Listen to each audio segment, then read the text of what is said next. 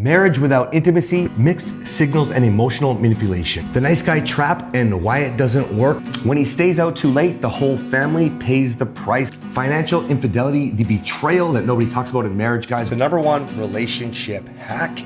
You can't fix people with love. Marriage without intimacy, what actually went wrong. Welcome to the Morrow Marriage Podcast, guys, where we keep it real, raw, uncensored, and anointed. Prayer 5. I want to follow up with the last episode because you heard that, Kathryn and I have had some major breakthrough. What actually goes wrong? A marriage without intimacy it's so important to understand. You've heard Kathryn and I go back and forth. A lot of men, it's perceived that men only want sex. And I'll say, well, no, a lot of times a man wants to cuddle. He wants to hold a hand. I get guys that will say, I don't need sex anymore. And that's because that's what intimacy is. But intimacy is so many levels, okay? And what I wanted to talk about today is you all understand if you're not intimate with your spouse, okay? But when you can't be intimate with yourself, okay? And I'm going here for a specific reason, okay? But if you can't be intimate with yourself, meaning a true understanding of who you are and who you can be and where you're going in your life, you can't do it in your marriage. You depend on your partner. Why this is coming up for me is yesterday when I was coaching, I had some men on the call where, Christmas is a rough time of year, right? Watch out, March gets worse, guys. Come to our event, morrowmarriage.com/anniversary, because it's February 13th, 14th, and 15th here in New Braunfels, Texas, and we need to get you on track before March, okay? But there were several men, baby, that I had to talk to, and I had to say, whoa. Why don't you just tell yourself the truth?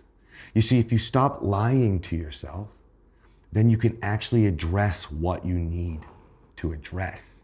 This is why you don't have deep levels of connection. It's not the bullshit, it's not the screaming, it's not the fighting. That is all another symptom of the real issue, which is you. I'm gonna talk about this man. So this man, we told before the holiday season to call the police and report his wife because she left, I think it's 5 and 3-year-old? 2, I think the youngest was 2. A 5-year-old and a 2-year-old, okay? The perfect age for a 5-year-old to want to feed a 2-year-old or warm up a bottle or whatever the fuck, okay? And left them alone in the home. Oh, it's okay, you're coming home in an hour or so. And we were like, fuck, absolutely not. So sometimes, guys, we're gonna ask you to do things that you're gonna have to just fucking trust us. This man did not. He said, quote unquote, on this call, I didn't feel comfortable with it right before the holidays. And so I asked this man to tell himself the truth. Looking deep within who he is. If you have a true intimate relationship with yourself, you can look at things like your core values. Yeah, I know you're afraid of upsetting her. Mm-hmm. This man actually has a history of she's called the police like 8 times and actually got hauled off once, right? He didn't do anything wrong. She's got some stuff to work out. She needs to get real intimate with herself too, okay? But he didn't tell himself the truth. And what's that truth? That we might not be having this conversation if it happens next time. We might be having a conversation about your children that burned up in a fucking fire. Oh my gosh, that right? makes me so It's upset. terrible, okay? So I wanted to bring some real truth to you today, that unless you can have a really authentic conversation with yourself, then you're not gonna get intimate with your spouse. Because if you can't reflect and process on the man or woman that you want to be, I mean, this is obviously a very serious circumstance. Yes. Okay? This is not your normal, I would say. Okay? I don't think that very many, not unless, I think the only time I've ever heard of situations like that is when you hear a story about someone who has an addiction and they make a really poor decision based on their need to go get their next hit to get high, and they leave their kids at home, or they, the way that they grew up taught them differently, and they thought because they left their baby in the crib for a few hours, then the baby was safe.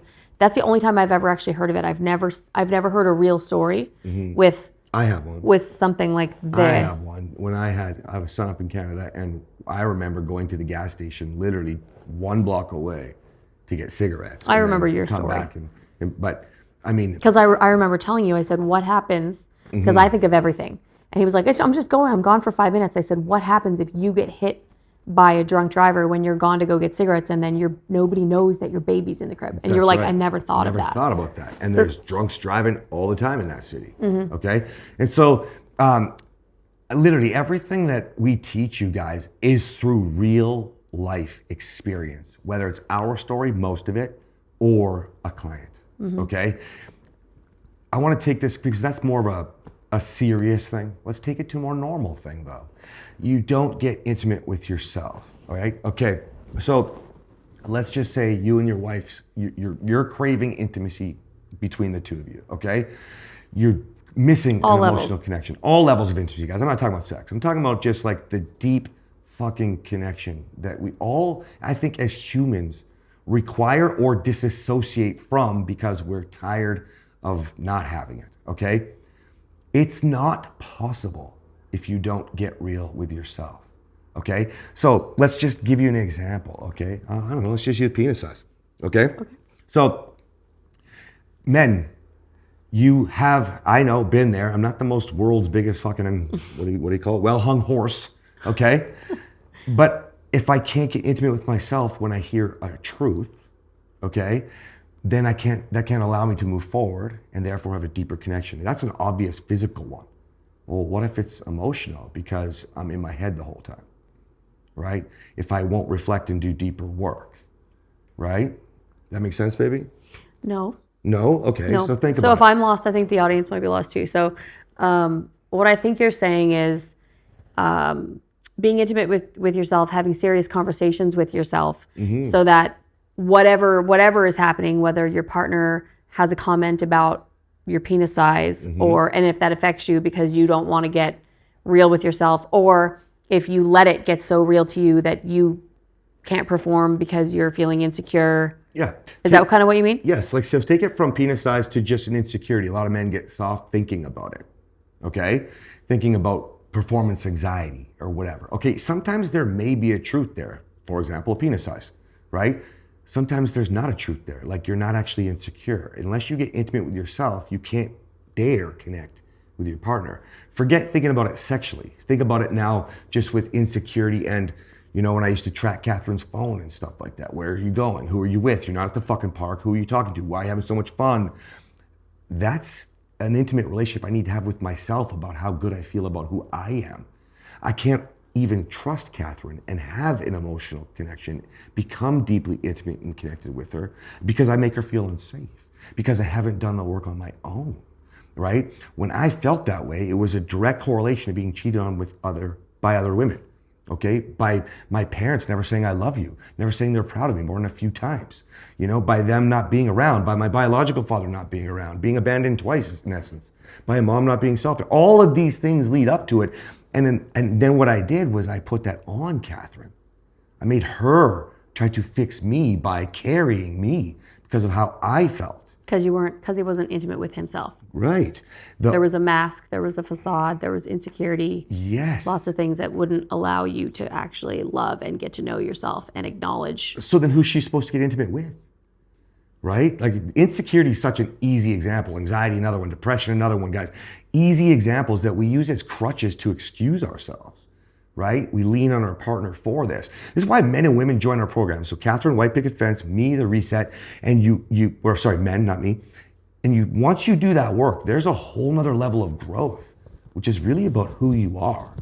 Like you can copy and paste us all you want, but unless you know who the fuck you are, and you can bring that person into your relationship with the new skills, let's say conversation, not communication, right? When you have those skills, they only work if you know who you are. And remember, this goes back to the comment that you made in the last episode, or maybe it was this one about, oh, they must be such a perfect couple. No, it's about growing. So you can copy and paste us, but what that means is, if you want to copy and paste us, is that you start lower in your growth, the same place that we grew, and when you get to where we are right now, we're all the way here. Yeah. So you have to keep going. You can't just copy and paste and say, this is what I want. What you want, if you want what we have, is continual growth, continual reflection, and a bit of a shit show. At times. At times. You have to. Yeah. There's, yeah. you know, we are what you would call, you ever see the book, The High Conflict Couple? I don't know that book, no. Okay. We are a high conflict couple, but we have the skills most of the time to navigate differences, conflict, crises, chaos, abuse, Repair. We can navigate all of those things with ease and with class and grace and poise most of the time because we're continually learning the skills. But one of the things that I like to tell my women is old habits will die hard. I might be 98% done with defensiveness, but that 2%, fucking watch out. Watch out. So most of it, but I'm aware of that. And so if you want to be who we are, you can try to get to where we are right now, but just keep in mind, we're going to be light years ahead of where we are right now because we're continuing to grow. And we're doing Does it that make rapidly. sense? Yeah, I have 2 coaches right now. You've got another coach right now. I'm about to have a third. He's writing me up my document now. It's one that Kathryn's working with as well. Mm-hmm. Like we're continually going for more. I'm surrounding myself with 3 other men. We're working together to get into corporations because marriages are making businesses suffer. Mm-hmm. It's not the economy. When you're struggling at work because you've got this terrible relationship at home, you're affecting the bottom line, not just your bottom line, the company's bottom line. Mm-hmm. Imagine if you're higher up, the suicide rate or the thoughts of suicide from men and women in CEO positions who just can't stand their job even though they love their company, okay? It's massive. And the reason why I'm saying this is because I'm talking to these men and we're talking about the real world problems that are affected by your relationship. It's not health is the foundation. It's relationship is the foundation, but it's not possible if you're focused on intimacy in the relationship and you can't get intimate with yourself and tell yourself the truth. It's not fucking possible. Otherwise, you won't admit to somebody that you're having those thoughts. It doesn't have to be suicide. It doesn't have to be. It could be just leaving your partner. The grass is fucking greener.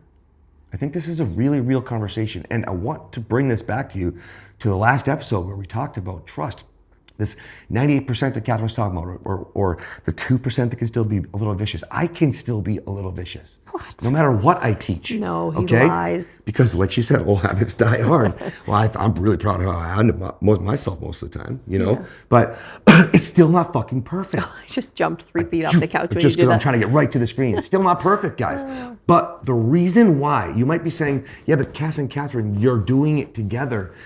Nah, we both used our skills in different ways at different times and came back together. And when we've done any version of this growth, just lower on these ladders that we always talk about, like the very first time, then the next time was better, then the next time was better. Okay, here's the thing.